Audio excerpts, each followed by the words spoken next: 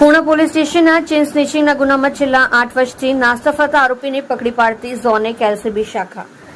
નાયબ police commissioner સાહેબ શ્રી નાઓએ તારીખ 29/8/2024 થી તારીખ 7/9/2024 સુધી નાસ્તા ફરતા આરોપીઓ શોધી કાઢવા ડ્રાઈવ રાખેલી, જે અનુસંધાને મેયર પોલીસ કમિશનર સાહેબ શ્રી સુરત શહેર તથા અધિક પોલીસ કમિશનર સાહેબ શ્રી સેક્ટર 1 તથા નાયબ પોલીસ કમિશનર શ્રી ભક્તિબાર ડાબી ઝોન 1 સુરત શહેરના હોય નાસ્તા ફરતા આરોપીઓ શોધવા આપેલ સૂચના અને માર્ગદર્શન અન્વયે ઝોન 1 એલસીબી શાખાના પોલીસ માણસો હેડ કોન્સ્ટેબલ સહદેવસિંહ મહિપતસિંહ તથા હેડ કોન્સ્ટેબલ કરણસિંહ શંકરસિંહ નાઓની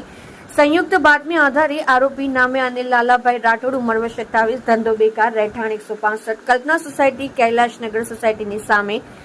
ગોડાદરા સુરત નાને પકડી પાડેલ છે. આ કામે સદર આરોપીએ ફરિયાદી શ્રી સુનિતાબેન તે વિનોદભાઈ દાલચંદભાઈ અગ્રવાલ, રહેઠાણ કુંભારિયા ગામ, સુરત નાઓ ગઈકાલ તારીખ 12/6/2016 ના રોજ સવારના મંદિરે દર્શન કરી પરત પોતાના ઘરે ચાલતા જવા હતા,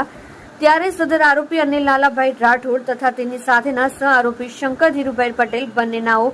એક મોટરસાયકલ ઉપર આવી ફરિયાદીની ગળામાં રહેલ સોનાની હનુમાનજીના પેન્ડલ વાળી ચેન કિંમત ₹42,000ની મોટરસાયકલની પાછળ બેસેલ અનિલ લાલાભાઈ નાઓએ સ્નેચિંગ કરી ભાગી ગયેલ હતો, જેને એલસીબી ઝોન 1 દ્વારા પકડી પાડી પૂર્ણ પોલીસ સ્ટેશન સોંપવામાં આવેલ છે.